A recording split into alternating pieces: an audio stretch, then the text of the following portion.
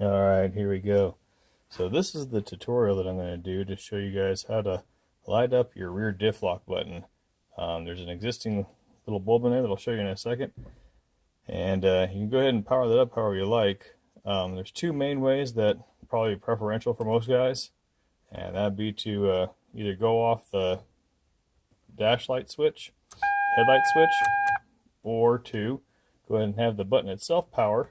So that way when you press it, it lights up and then locks on for the engagement of the actual diff lock. There is a stock button on the gauge cluster already, but I really do like the idea of this lighting up. Today what I'm actually going to show real quick, because I do not have a wiring diagram of the steering column, and I do not feel like tearing apart my gauge cluster right now to dig into one of the power lights for back there and tap into that. Now I'm going to go ahead and just power this today off of key power. So we're going to run it off the accessory line and the fuse panel, and I'll show you guys how to do that. That means it's going to be lit all the time. I don't know how fast it'll burn on a bulb, but this bulb's been sitting here for 15-20 years anyways with no power to it, so let it get some life. It'll be on all the time, so at least that way when it gets dark it'll already be lit up for you and good to go. Just the same, here we go. First thing you're going to want to do is you're actually going to want to go ahead and pull the lower panel here. I've already gone ahead and removed the 4 10mm bolts in the bottom, just for the ease of the video here. I have not removed, however, the cables for the gas tank and for the hood latch. So we're just going to go ahead and let it hang. Now, next thing we're going to do is go ahead and remove the rear diff lock button. Just reach back behind it here and it pops right out. Now, you'll see a few splices on mine. I did actually wire mine manually because it did not come pre-wired. I had to steal this off my old rolled 4Runner. And so you'll see a few of these tags on here, these butt connectors, because when I did this, I had like 2 weeks time to flip over the e-locker, get the suspension done, get all my interior done, and make it just the way I wanted to so I could go on a trip to Utah before Christmas. Haven't come back through and soldered everything. Not going to solder today either for the ease of the video and making things quick. So, you can see we have here a plug. The plug has 2 wires going to it. And yet it's got 5 conductor slots, and it's even got 5 conductors back here on the e-locker. And what this does actually is it allows us, I got a spare little harness plug right here. This allows us to take the number 2 slot with power and the number 3 spot with ground, and to go ahead and light up the light that's here inside the side of our e-locker. See, this looks just kind of like the little things that are on the back of the gauge cluster that house little tiny lights. So you can see here that on the side of our switch we have a light. So this is what we're going to light up today.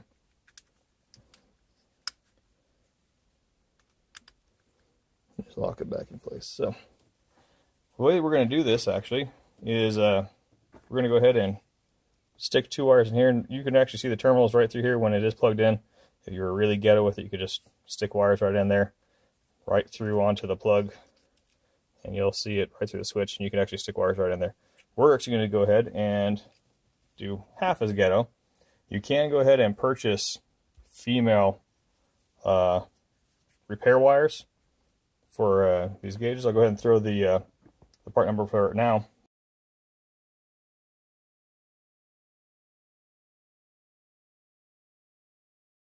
But what I'm going to be doing is, since I have a rolled 4Runner, just scavenged another harness plug, and I've pulled out these female wires off of this harness plug myself, and I've got 2 of them. One of them's already hooked up to our splice. And then what you do is you take this, your female wire connector,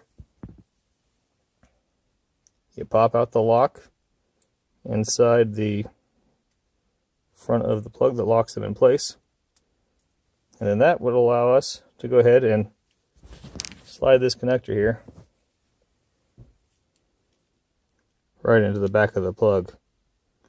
and then go ahead and plug that into the switch. I'm not going to do it on this one because this obviously is spared. I don't want to do it on this one. So let's go ahead and real quick, I'm going to show you how to do that on mine. So let's go ahead and fish this back down through here. Popping out with my microblade screwdriver, the little lock.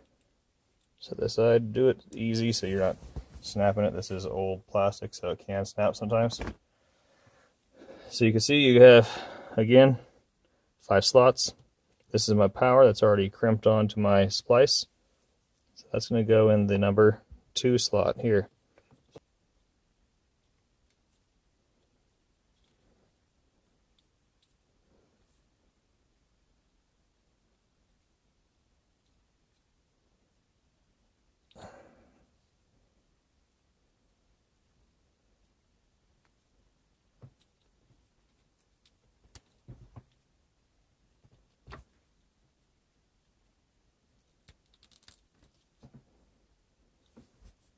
There we go. Clean out that little bit of plastic in there. That's one. And you're going to go ahead and stick in the ground wire now. Give that a little press in there.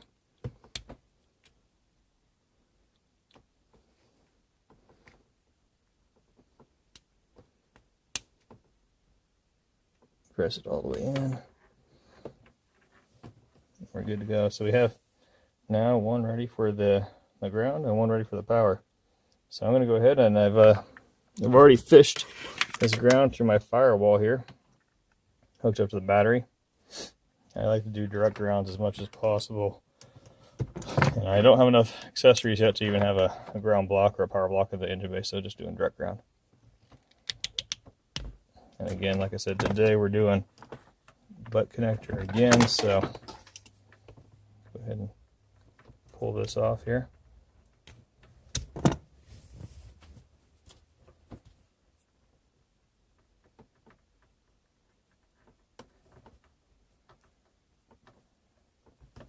Do our negative.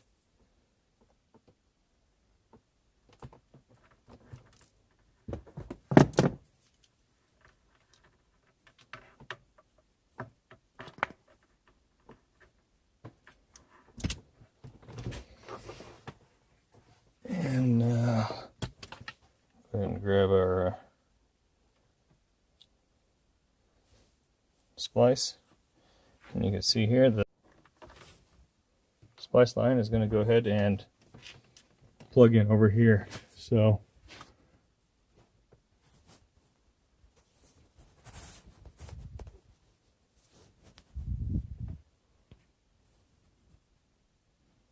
what you can see here is that in the normal accessory position, so over here it's a 15 amp fuse. So I'm going to go ahead and pull that 15 amp fuse over here.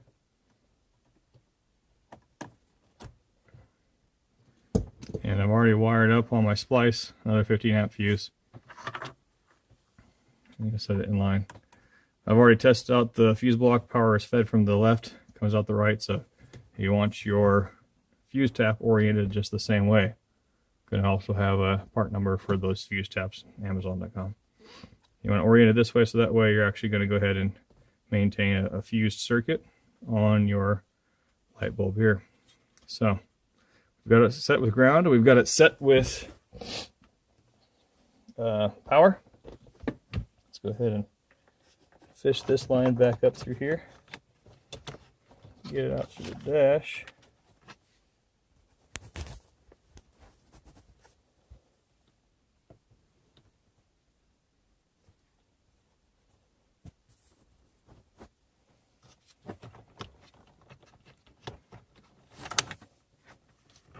And now, with the E-locker plug it right on here. And stick it in. Now, what you're going to see is, when we go ahead and turn our keys on,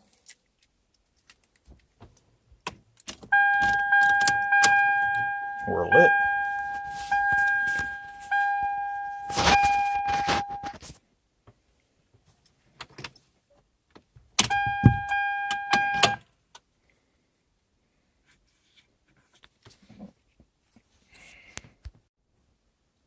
So now for a better effect, we're going dark. And you'll see, keys on. Diff lock light button. It's on.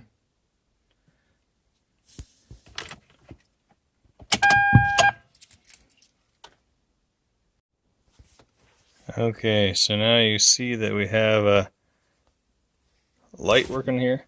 So if you wanted to go ahead and run it off of the actual switch itself, then what you're going to go ahead and do is you'll remove your kick panel. On mine, it just so happens to be this red wire here that actually powers the dash light. Now, obviously you guys are going to have a red splice wire, so this is what you will have.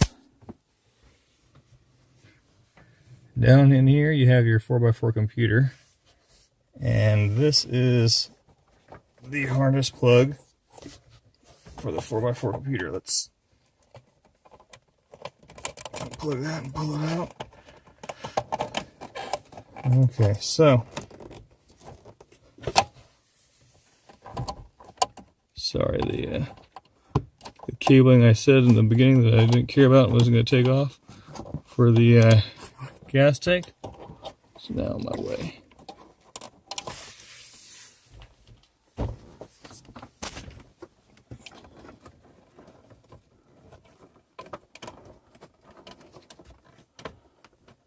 So let's go ahead and pull. This is what the harness plug looks like for your 4x4 computer.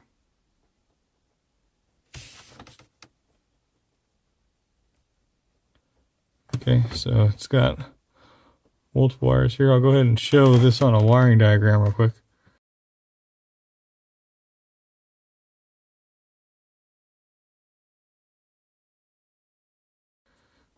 But this one right here, the yellow with the blue stripe, that's actually what sets up the locking indicator for momentary blinking when it's trying to lock, and then actually locks up. You can see I have that guy, the yellow, spliced with this red here up to the dash. So if I were to run, instead of this splice here, if I run the power down to this yellow in my existing splice, or if you had no existing splice, you do exactly what you see here, or the likewise method of soldering and sheathing, and you just run an extra wire in line with this and up to your switch. So that way, when your switch is pressed, it'll actually light up blinking and then solid once engaged. So I'm not going to do that right now because I'm not going to pull this splice apart. Just going to put it back together. So okay, so sorry, while reviewing the last clip, I realized that I was having a momentary lapse in judgment. So the dash light switch control for this light, I don't know how I overlooked it, just wasn't thinking altogether. So the switch is right here, kind of a complicated set of wires coming off of it, and a little bit more difficult to tap into for powering this right here.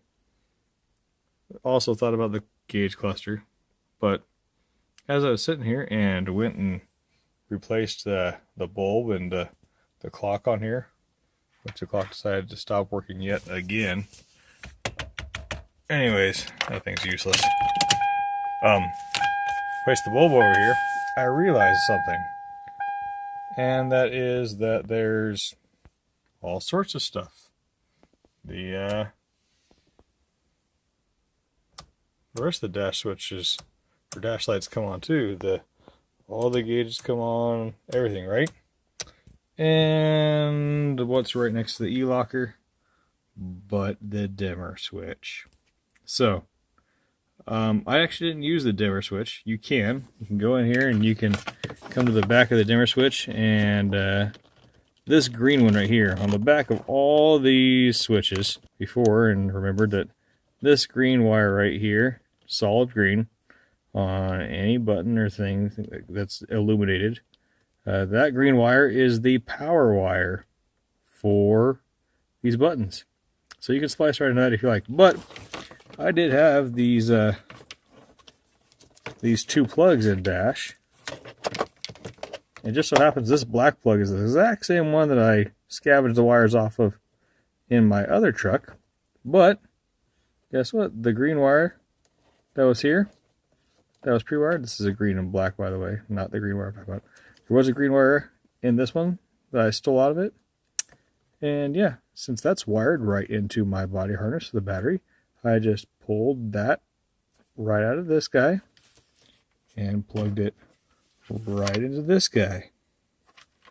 So that's where my power is coming from now. So now, instead of being hooked to this splice, which I'm going to now have to take back out, it's hooked to the switch for the dash lights. So let's see if I can't get that to illuminate and show what's going on without dropping the phone or turning you guys sideways.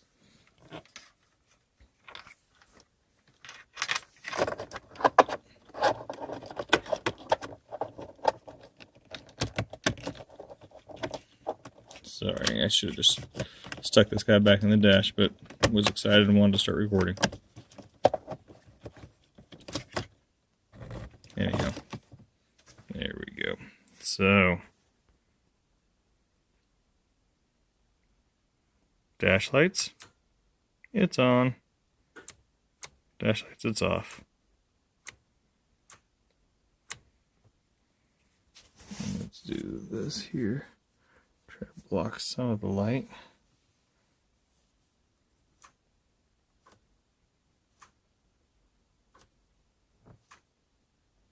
So, again, I'm not sure what that black plug does. I'm not sure if everybody's going to have this black plug back here. Push this back out of the way. I'm not sure if everybody's going to have this black plug here vacant.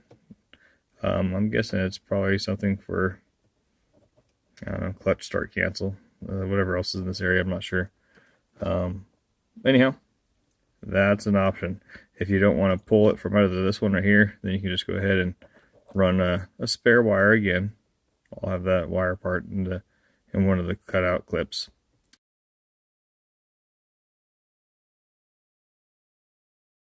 And buy a spare wire and just plug it in the back, and then either tap it into the power for full-time power like I did before in the fuse box, or come back here to the wire running out of the back of the dimmer switch.